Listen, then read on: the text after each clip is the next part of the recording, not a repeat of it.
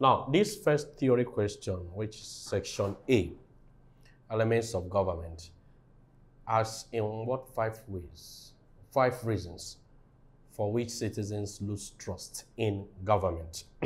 Now, this question tests your knowledge on 1, the functions of government, and 2, the standards expected of government. Now, there are many reasons. It's not just 5. By a Waec marking scheme. The first one is if we have widespread corruption in government, if government officials are corrupt, use government business instead of service delivery, they now use it to enrich themselves, use it for personal and private gains, there will be lack of trust on the citizens to their government. Then if we have high level of unemployment, remember, the government is expected by its rule to provide employment opportunities for its citizens.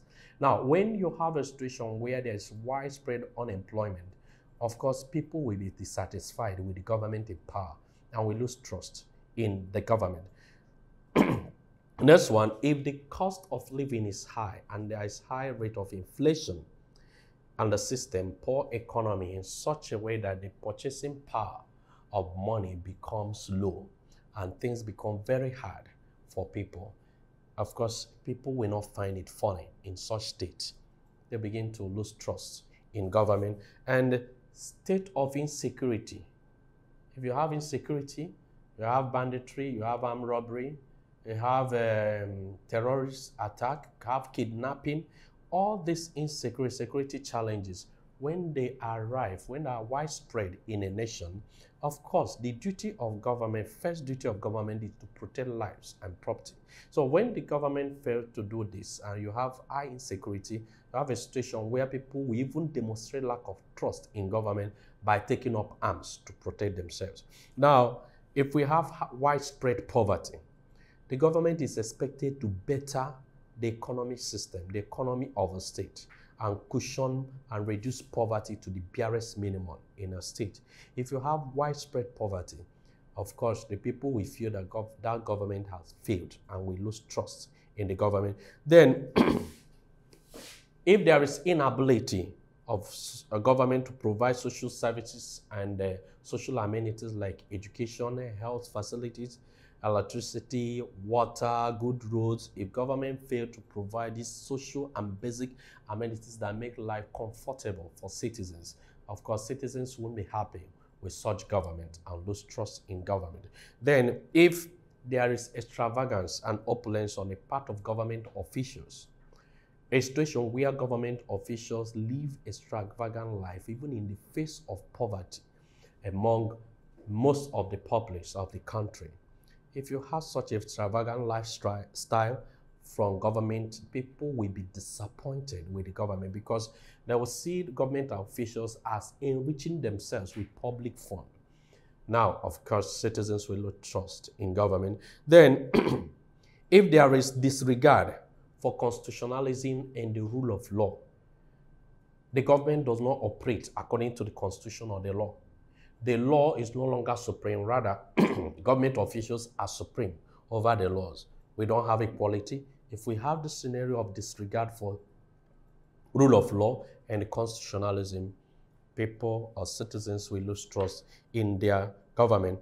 If there's arrogance of power by public officers, especially political office holders, if there's a trace or notice or obvious disregard, and also when they become arrogant in power, when they become victimizing, especially to the underprivileged, less privileged people, people will lose trust, so they won't be happy with their government. Then, if there is arbitrary use of power by the government officials, when they disregard authority, disregard the law, disregard the expressed view of the people, it can lead to lack of trust by the citizens. If human rights are abused, human rights of citizens are constantly abused, and the government can't do anything, and people are helpless in the face of abuse of their rights, of course, they won't be happy with their government. Then, if there is press censorship of the press, That is, the press is no longer allowed to give out the information it has observed. If we have it, of course, the press itself boosts or promotes freedom of expression. If we have this lack of free press, of course, people will lose trust in their government, and the poor service delivery by state institutions, that is, agencies of government. If we have poor service delivery from them, if they are not efficient and effective in the service, example, National Agency for Food and Drug Law Administration and Control, enforcement agencies, if their services are not effective and efficient as expected, people will not be happy with their government. Then, if we have electoral manipulation and rigging of elections, of course, when you have that, one of the ripple effects is that the government will lose legitimacy because the government will not be accepted and recognized because people feel that their votes didn't count in that government. So, of course, such government that is seen as illegitimate will not be trusted by the people. Then, when there is tribalism, nepotism, and favoritism in public service, that's in state agencies and establishments, people will lose trust in government because they feel they cannot get employment, they can't get promoted because everything is done based on tribes. Then, if we have poor remuneration of workers of government leading to strikes, industrial unrest, like what we usually have in Nigeria, at times you have medical association going on strike, academic staff union of universities going on strike.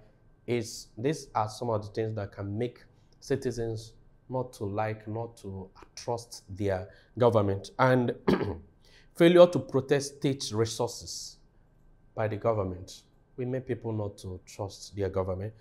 Disregard for ethics and morality in governance. When the code of conduct for public officials, for government officials are disregarded, if you have such, the people, well, because government officials are seen as role models. So when they don't live up to the code of conduct of public officials, of course, you have a situation where citizens will not trust their government. Then poor accountability and transparency in public service can also lead to lack of trust by citizens to their government. Then lack of checks and balances. Lack of checks and balances by the various organs of government. Of course, when you don't have checks and balances of various organs of government, the legislature, executive, and judiciary, you have a situation where especially the executive will become too powerful and autocratic. When such happens and citizens notice that there is no limit to the powers of the executive from the other arms of government, of course, they will lose trust in their government. They will be disappointed. And finally, when the government did not fulfill the promises made to citizens during elections, because during election, government will come up with one promise or the other. That's the political parties will come up with various attractive promises, manifestos, documents showing what they are prepared to implement if voted into power. When they go into power and did not fulfill the promises, people will be disappointed and lose trust in their government. Now, so these are the points I've enumerated and discussed are the reasons why citizens can't have trust in their, lose trust in their government. Now, let's look at the next question. The next question says, in what 5 ways can the management body ensure fair play in electoral contest in Nigeria? That is, electoral management body ensure fair play in an electoral contest in Nigeria. Now, this question is SS2. It tests your knowledge on 1, the functions of electoral commission and the qualities, the features of electoral commission. Now, let's look at what Waec told us. Now, the electoral body, management body, can ensure fair play in electoral contests in Nigeria by 1, it should be truly neutral in its operation.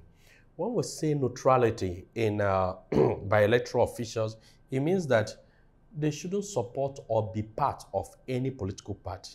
No member of electoral commission should be an agent or a member, card-carrying member, supporter of any political party. This will make them to be fair. 2, stakeholders should be involved in all electoral processes. When you talk about stakeholders, 1, we talk about civil society organizations, security, the political parties involved should be carried along in all levels of electoral processes. If we have that, we have a fair play. Then also, it should compile credible and updated voters register. The voters register should be credible and updated. And this is one of the functions of Electoral Commission. There should be adequate provision of electoral materials during the election. When you talk about provision of electoral material, we're talking about ballot boxes, the result papers, the ballot papers, the indelible ink, and the rest of them, all the electoral material. They should ensure that these things are adequately provided in an election. There should be adequate training of electoral officers and assistants. Now, we have ad hoc staff, we have electoral officers proper. Now, all these people should be trained and retrained on electoral processes so that their conduct will be standard and seen as fair during election. Then they should provide transparent ballot boxes. Now, why we talk about transparent ballot boxes is if it is not transparent, it could be possible that things are loaded inside the ballot boxes. So transparent ballot boxes where people will see that what somebody has dropped is just one ballot paper, and people will see what is going on. Though, of course, the voter's choice will not be reviewed. So when you have transparent ballot box, it makes the whole thing to look fair. Then they should ensure adequate security at polling stations, making sure through the government, working hand in hand with the government to provide security at the polling station to protect the citizens from attack from thugs. Then also, they should undertake regular and effective voter education. When you talk about voter education, the Electoral Commission should be able to educate the voters on voting processes, what is expected of them, the do's and don'ts of the electorate during elections. So they should always educate the voters, even on the election day, how to go about voting. The voting processes must be clearly explained to voters. Then they should avoid gerrymandering, that is artificial expanding or exaggeration of constituencies to suit some particular parties. They should avoid it. And the counting up, there should be open counting at the polling booths of the ballot papers. Now, after election, the Electoral Commission is expected to count the ballot papers openly. It's not secretly, and people will see before the party agents and the people that voted, especially those that are there. It should be done open. Even the announcement of result open. Then prompt declaration of electoral results after voting. That's the Electoral Commission should make sure that there is timely release and declaration of result. There shouldn't be time wastage in releasing and declaration of the election result. Then quick and impartial resolution of electoral disputes. Now, after election, there is usually disputes. Some people will contest, parties will contest the outcome of the election. Now, the Electoral Commission is expected to make sure that there is prompt resolution of these disputes. Then, transparent collation of results in presence of party agents. In collecting results, documenting the result, bringing together all the results from various polling units and local government, it should be done before party agents to be fair, so that nothing can go at the back of any party agent. Then the Electoral Commission, there should be enactment of satisfactory electoral laws. Now, this will not come from the Electoral Management Body. The Electoral Management Body will be more fair if there is effective and satisfactory electoral law to guide electoral processes in a country. Then there should be appointment of electoral officials on merit. All electoral officials should be appointed on merit and not based on nepotism. or the whims and caprice of the leader. It should be those of high standard, of high integrity. And there should be adequate remuneration of electoral officers. Now, electoral officers have been accused in the past of taking bribes from political parties. Now, if you remunerate them very well, they will be fair. They may not be tempted to take bribes from political parties to help in cheating during election. Then there should be gradual adoption of electronic voting processes. Now, things are changing. You can't continue to vote manually. We can do it electronically. That will also help to make the whole thing free and fair. Then effective distribution of electoral materials across the country. Now, the electoral management body should ensure that all electoral materials are adequately and effectively distributed in all parts of the country. We shouldn't have a situation where some materials are lacking in some places. So this will make the election to be free and fair. Then the state itself should adequately fund the electoral management body, fund the budget, and make sure all their needs, what they need to make sure in terms of finance, to make sure that the elections are free and fair, are provided. And finally, electoral management body must ensure equal access to the state media. Equal access to the state media. We're talking about political parties should be given equal access to the media of the state, to the mass media of the state. So these are the points that can be used to address the question of in what 5 ways can the electoral management body ensure fair play in electoral context in Nigeria. Now the next question says, highlight 5 negative impacts on a state should the judiciary fail to live up to its constitutional mandate. Now, it's testing your knowledge on the failure of the judicial body. It is testing your knowledge on what can happen if the judiciary is no longer independent. What are they? 1, there will be state of lawlessness and recklessness. Now, state of lawlessness because people will not be able to get the justice they deserve from the judiciary, and this will encourage those that violate the law to go on and operate as if we don't have law that govern the conduct of activities of citizens in a state. Then there will be abuse of rights and liberties of citizens, because it is the duty of the judiciary to protect the rights of people. So if it does not live up to expectation, people's right, it will be an encouragement for people's right to be violated. Also, there will be loss of confidence in the judiciary or justice delivery system. People will not like to go to judiciary because they will lose confidence in the judiciary. If they feel that the judiciary is partial and dependent, they will lose confidence in the judiciary. Also, it will lead to upsurge in corrupt practices. There will be upsurge, high rate of corruption, because the only way you can tame the issue of corruption is if you're able to prosecute those accused of corruption successfully and are found guilty and punished by the judiciary. That is how you can curb corruption, one of the ways corruption can be curbed. But if the judiciary is dependent, can be bribed, can be partial, of course, it will encourage people to be corrupt.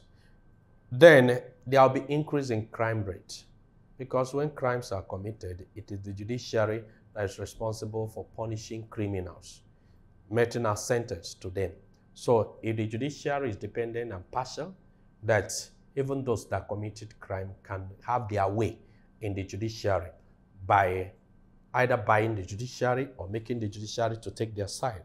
Of course, it will increase crime. Then investors' confidence in the state will be eroded. Because of the above, there will be lawlessness, there will be no confidence in the judiciary. If you invest in such country, people can embezzle the money and they get away with it. So, of course, this will dent the image of the country and discourage foreign investors. And life and security of personnel of the judiciary is put at risk. If the judiciary were to live to its expectation, people can take it out on the judiciary, especially when some people are frustrated and did not gain or get the justice they deserve. They can decide to take it out on the judiciary, and this endangers the life of members of the judiciary. Of course, credibility of judiciary suffers. People will no longer believe in integrity because the judiciary is expected to be people of integrity. So this will make it to lose its integrity test. And of course, there will be discrimination in justice delivery system. There will be selective justice whenever the judiciary is seen to have failed to live up to its expectation. Then arbitrary exercise of powers by commissions, agencies, and organs of government.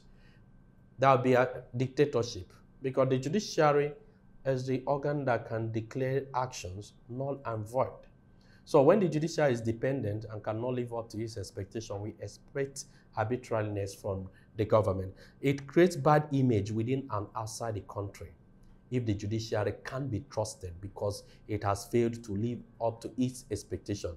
It's a dent to the image of the country, and it encourages electoral malpractices.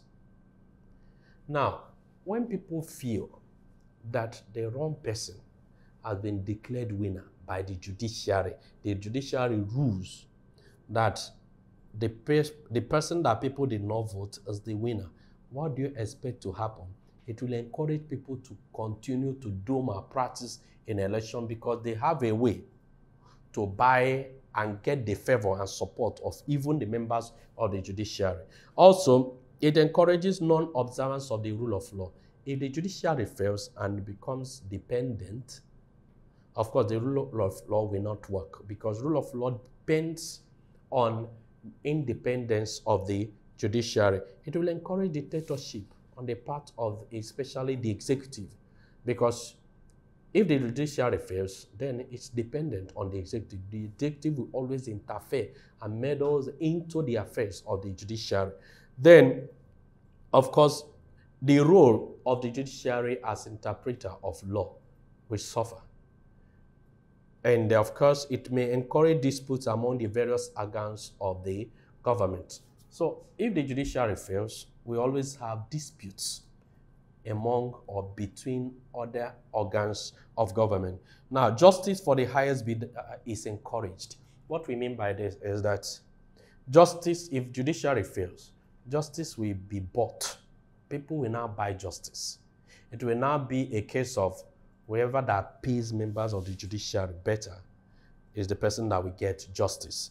And also, of course, it will encourage mob justice, that is jungle justice. People will no longer like an armed robber, a criminal to be given to the police for the person to be prosecuted. People will define, let's take laws into our own hands and deal with the person. So it will encourage that jungle justice. And of course, a aggrieved person may seek other non-legal means to protect their rights. That's when people will take up arms. That's when people will always retaliate and avenge violently in anything that is done to them, especially with respect to violating their rights. So because people have lost trust in their judicial system. So these are the points that Waec expects from candidates. Now, let's look at the next question, which says, identify 5 differences between the state as an entity and governance as an institution. So this question is actually testing the differences between state and government. Remember, a state is a defined territory, a politically organized group of people occupying a definite territory with a government that has supreme power, with the supreme power to make and enforce law with all coercive means it cares to employ within its state without any form of external aggression.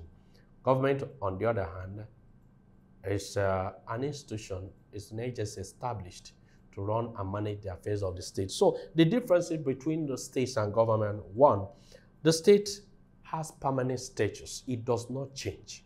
While government, on the other hand, changes.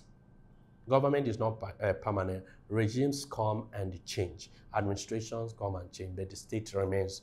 Also, the state is a territorial association of people with defined boundaries, while government is an administrative institution of the state. Now, membership of the state is compulsory. That is, one must belong to a particular state, while membership of government is optional. It's optional. You can decide not to be a member of government. Decide not to be a government official. It's not by force. But you must be a member. You must be identified with a state. Also, the state is an abstract concept. When we say abstract, it's not something you can touch and feel.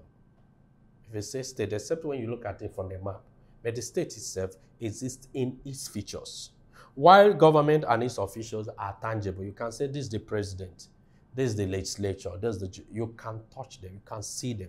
So that's why we say the state is an abstract concept, while the government and its officials are tangible. Now, state is a larger entity. A state is a larger, big entity, while the government is relatively a smaller institution within a state.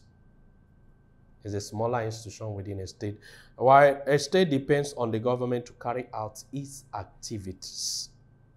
A state depends on the government to carry out its activities. The government is a machinery through which the functions of the state is carried out. Now, the state is sovereign. It possesses that attribute of sovereignty. That is, it can make and enforce laws within its territory without any form of external aggression. The government lacks that quality. The government is not sovereign.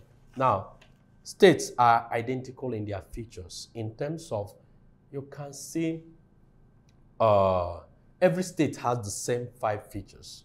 Why the government differs from state to state. You can talk about parliamentary government here. In another state, presidential government. In a state, monarchy, another state, republican. So government differs, but the state is the same everywhere because the 5 features are there. Now, the emergence of state has different theories. We have divine right, social contract theory, Marxist theory, and the rest. Why the government or the emergence of government has only one justification: protection of life and property. Now, a state is a fixed entity, one place, whereas government and its officials are not fixed, they are transient, moves. So these are the points expected of you to use to discuss these differences between the states as an entity and government as an institution. Now let's look at the next question, which says,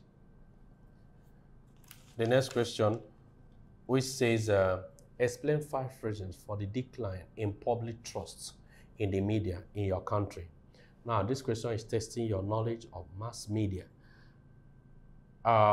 Initially, in number 1 question, we deal with why people can not trust their government. Now, the media itself. Now, when the media is politicized, seen to support a particular party, we say that the media is biased and political. People will lose trust in that media, especially when the media is seen as an agent of a particular party. Now, also, when opposition parties are marginalized, opposition parties and their members are marginalized by the media. If you have such situation, of course, there will be distrust for the media.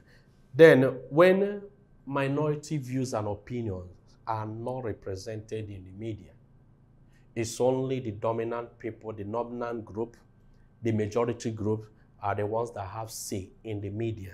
When you have such situation, there will be lack of trust for media.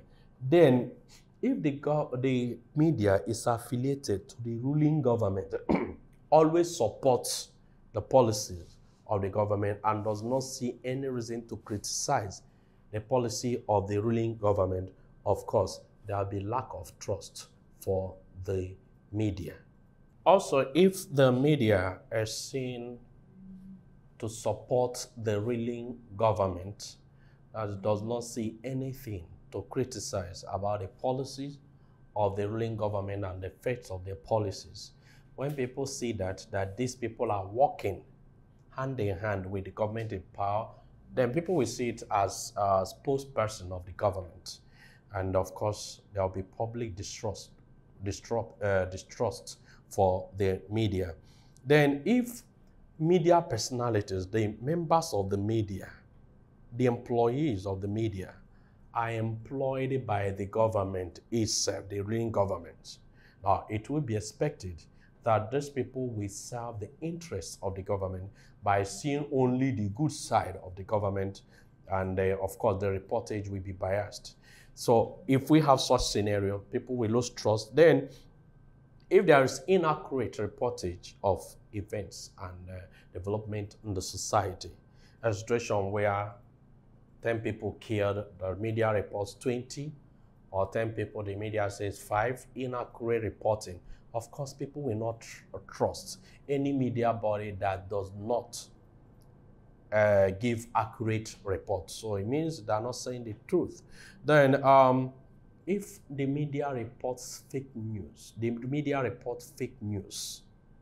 If fake news are reported, people who, by the time you verify, they say that this thing really did not happen. If you have that, of course, there will be lack of public trust for the media. Then, if the media's members of the media, their conduct is unprofessional, the way they interview people, the way they anchor debates, the way they report things, if there is unprofessional conduct from the members of the media or the media itself, people will lose trust in them.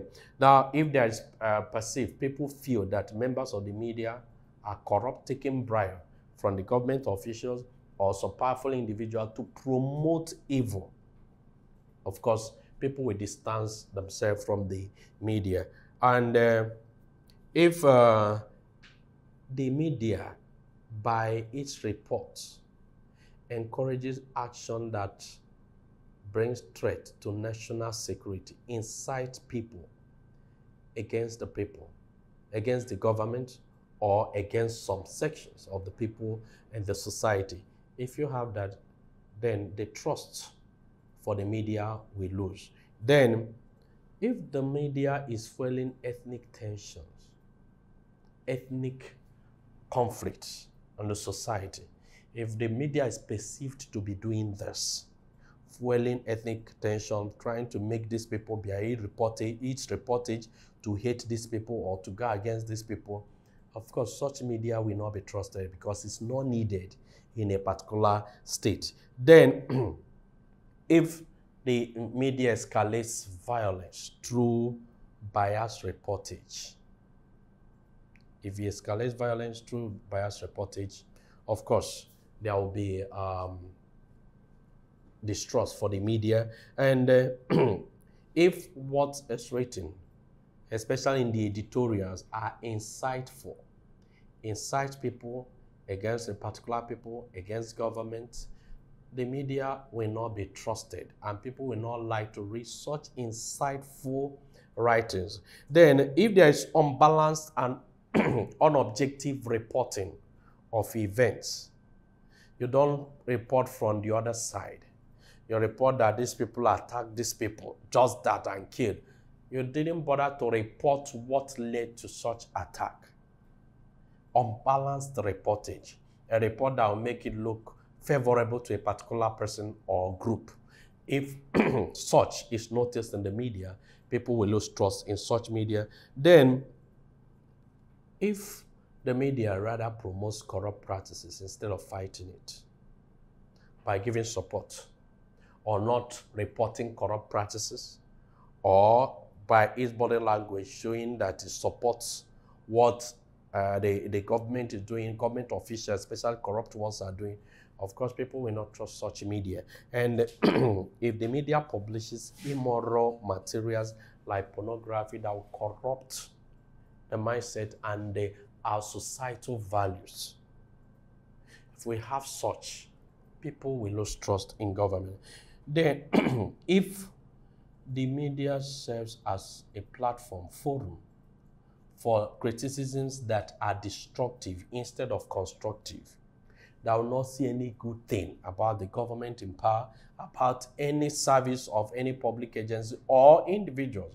What it does just to destroy through criticisms, then it can make people to lose trust in such media. So these are the points that can be used to explain reasons why people decline in trust for the media in a country. Now let's go to theory question B. Theory question, that's section B. Now, the first question says, identify 5 ways in which traditional rulers controlled their subject in pre-colonial Nigeria. It's a simple question. What are the functions of traditional rulers in pre-colonial administration? Looking at the functions of the emir and the pre-colonial administration, the Oba. These are the case, because we don't have per se, we looked at 3 pre-colonial administrations, the Igbo, Hausa, and Yoruba, and where we saw traditional rulers, the Hausa Fulani pre-colonial system and the Yoruba pre-colonial system. So they perform many functions. Of course, they serve as intermediary between the people and the gods. That is why they perform rituals on the behalf of the people. They have to appease the gods on behalf of the people. So they serve as representatives of the gods. Of course, they appoint and dismiss officials, the traditional rulers. If you look at the traditional rulers, you see that they have different appointees. Sakinruwa, Sakinfada, Madawaki, and the rest of them in the Fulani pre-colonial administration, Hausa Fulani pre-colonial administration. So these officials are appointed. So the traditional rulers play the role of appointing officials that will aid it in government.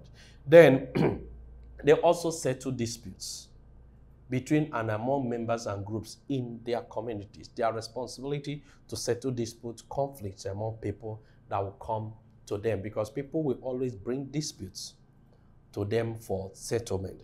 Then they give rewards and honor to deserving citizens, members of the community.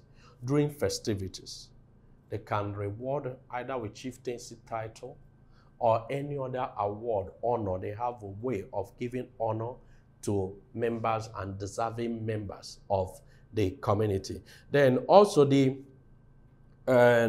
traditional rulers enforce customs, traditions of the society.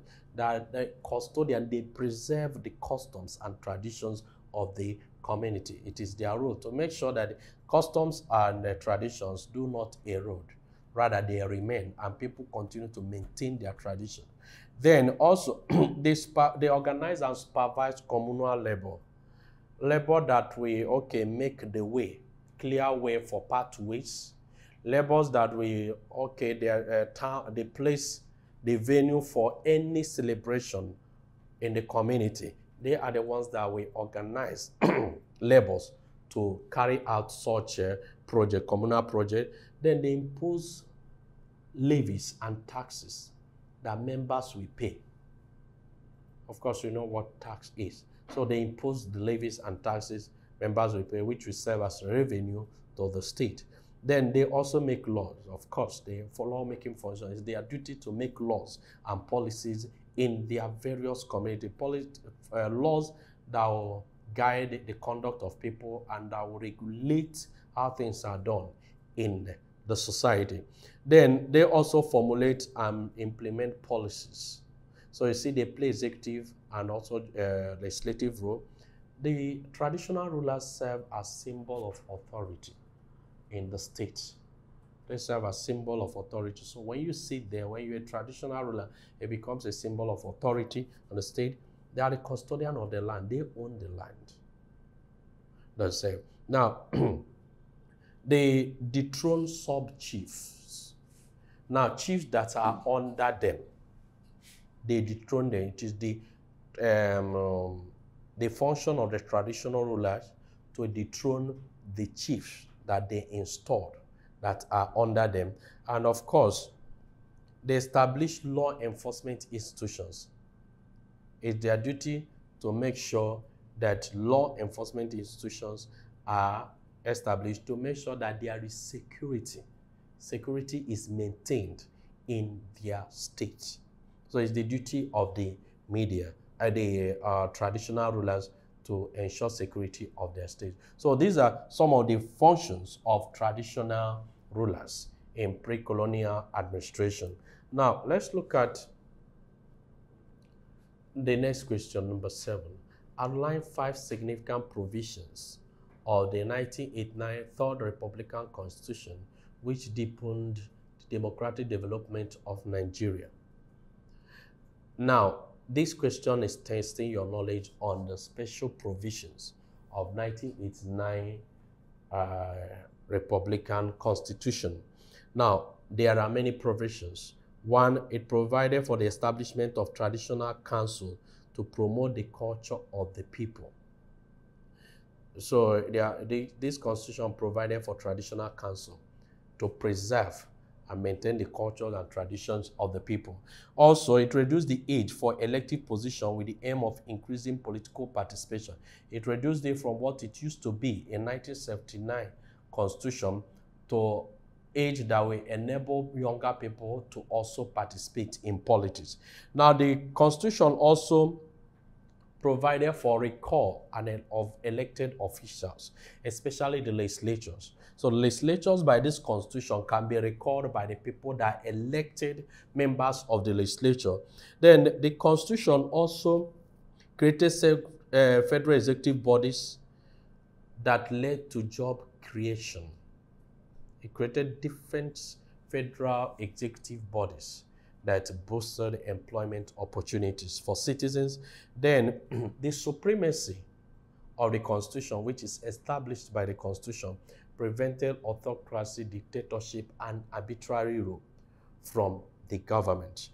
The Constitution also made Abuja the seat of power, and they also emphasized federal character in the appointment into federal agencies. So the seat of power Abuja was recognized as seat of power by this constitution.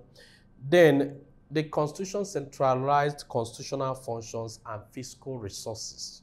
What we mean by this is that the constitution made constitutional functions a federal concern. So if you want to amend the constitution, it should come from the federal government. And this constitution also entrenched human rights, which serve as a way to protect the rights of citizens in the state. Then it also entrenched separation of powers of government by dividing the powers of governmental powers into the three tiers of government. So if you look at the Constitution, you see that the Constitution established the powers of each arm of government. Then the Constitution retained the Supreme Court as the highest court of the land. And of course, it guaranteed the independence of the judiciary through some of its provisions about remuneration of judges and how the members of the judges will be appointed. Now, it emphasized the secular nature of Nigerian state. That is, Nigerian state does not support any particular religion, does not adopt or has any official religion. Then it made provision for impeachment of public officers, especially the chief executive. The Constitution made provision for the impeachment of the chief executive for gross misconduct in office. So these are the points that can be used to answer the significant provisions of this Constitution. Now, let's look at question number 8. It says, highlight 5 benefits which the adoption of federalism has brought to the political development of Nigeria. Now, this question is testing your knowledge on the importance of federalism, benefits of federalism in Nigeria. Now, the benefits include 1, government or governance as well defined and made easier as spelled out in the Constitution. Now, it spells out the functions of, what we mean is that it spells out the function of the government, what is expected of government and how the affairs of the government will be run, especially the levels of government. Now, local issues receive prompt attention from the local government. Now, because in federalism, you decentralize powers, create local government that will administer the grassroots level. So, as a result of that, the local government gave local attention to local people. Now, the issues of diversity and plurality are addressed by the Constitution. That is why the Constitution provides that we have states and local governments. The Constitution also provided for federal character into federal government agencies. The Constitution provided for all this, and this is actually to address the diversities of the country. Now, it has offered protection of the minority groups and interests through the decentralization of powers, creation of local government, having people elected from different constituencies. The minority interests are being protected. The Constitution, the federalism also makes citizens to feel part of the political process and a sense of belonging by giving them their own government.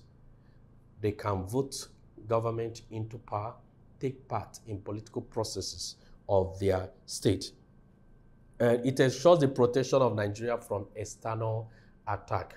The Constitution provides that the head of state, our federal system provides that the head of state is the commander-in-chief, and the military must be maintained. Now, agricultural issues are addressed through decentralization of the government. State governors have better understanding of their state powers and their functions, because the federal constitution provided for this, the functions of all these governors. Also, the system allows for effective checks and balance between the center and the component unit. Now, it promoted cooperation and as well a situation where we can have checks and balances at all levels of government and also between levels of government. That is why the Constitution of Federalism divides powers into the exclusive legislative list, concurrent list, and residual list. Also, it has encouraged local initiative by decentralizing power and giving the local people their own government. Also, it has contributed to the pooling of resources for national development. Pooling of resources, that is, resources from different states can be tapped and equally distributed to all the states. Also, it also addressed, their federalism also addressed revenue sharing formula. That is how the resources or the income of the country can be shared between the central government and the component units. The federal system in Nigeria also allows state government to contract foreign loans and investment to boost the development of their area. And the federation allows states to develop at their own pace. That is why every state has internally generated revenue. The state has the right to adopt any means, any legal means to boost its internally generated revenue, provide infrastructure to members of the state. So it allowed all states to develop at their own pace. So these are the benefits which the adoption of federalism have brought us in Nigeria. Now let's look at the next question. Question 9 has A and B. Question 9 says A, says, what is meant by e-government? That is electronic government. This is one of the latest topics in government in SS3. Now, e-government is the deployment of information and communication technology to government functions, procedures, with the purpose of increasing efficiency, transparency, and citizens' participation. Now, it means the use of ICT, information and communication technology, to carry out governmental affairs and ensure the participation and taking part of citizens in the affairs of government, and to make sure government delivery of its services to the citizens are effective and efficient. That's what e-government is. So this is why we now talk about the use of ICT, the use of internet to access the government and to get the services of the government. Now, the big question says, explain 5 benefits which Nigeria stands to gain in adopting e-government. Now, the first one is higher levels of effectiveness and efficiency in governmental tasks and activities. There is higher effectiveness, higher efficiency in governmental tasks and activities. Now, because through the use of ICT gadgets, the internet, the social media, and the rest of them, the government agencies can easily carry out their activities. People can stay from the comfort of their house and get the services of government. Now, it improves the processes and procedures of work in public service. Now, public agencies can now use ICT to be more effective in their work. So you see some of them now use computer, both in storage, both in providing service. So it makes them more effective in doing their work instead of using analog method to do everything. Now, also, it enhances the quality of public services. That's the quality of services rendered by public corporation and other public agencies. It improves the quality. Example, you find out that like NAFDAC, you can say from the comfort of your home to determine whether a drug, a particular product is registered with NAFDAC or not. So this is improvement in quality of service. It allows for better and faster communication. Now, through e-government, through electronic government, whatever happens now, whatever information from the government can get to every part of the country within a split of seconds. People can get it easily and access such information. Now, it allows the use of ICT in both policy formulation and decision making. Now, the government and its officials can deploy ICT in formulation. They can use ICT to research, which will aid them in formulating qualitative policy and also in making the right decision. Now, it boosts interaction between business and industry. Business and industry benefits from ICT because most businesses now are done online. We have e-commerce. Also, it offers better service delivery to citizens. The citizens are better serviced, both private and the public enterprises. Most of them give citizens better service through this ICT. Now, also, it boosts better accessibility to public service information and data. Now, you can obtain information needed, the data needed. Example, if you want to know the unemployment rate in Nigeria, you can go to Bureau of Statistics, even inflation rate. They'll give it to you. You can access it online with your phone. So this is ICT. So ability to access information. It also minimizes corruption in governance because through ICT, people are abreast with everything going on. And people can use the ICT also to make the opinion known, to criticize. So it has reduced corruption. Then it has reduced the cost of running a government.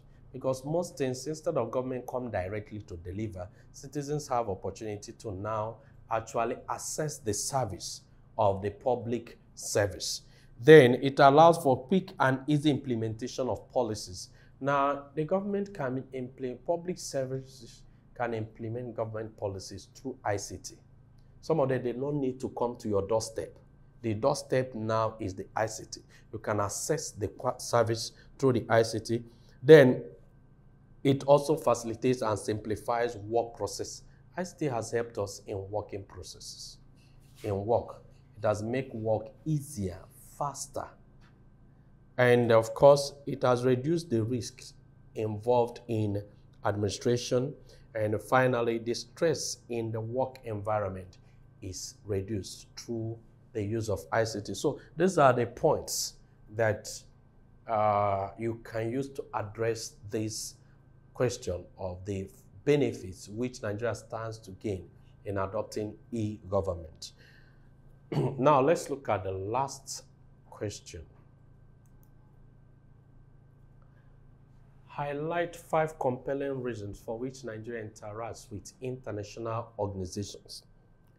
Now, what this question is testing you on is benefits of international relations, benefits of interactions among the world. Of course, number 1 is maintenance of peace and security, especially for peace and security reasons, international peace and security.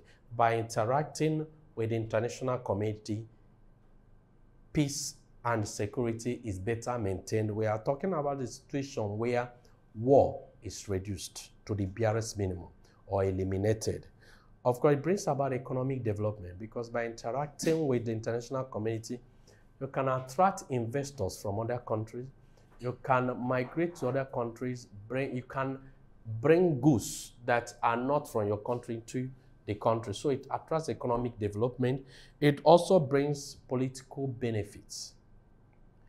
Nations learn from each other in terms of good governance, how to make sure good governance is provided. And some of the political developments we have in our country, some of them are based on things we have learned from other countries. Then, of course, it has brought about technological development and empowerment. Of course, Nigeria as a country is one of the developing countries. And when it comes to technology and development, we are backwards.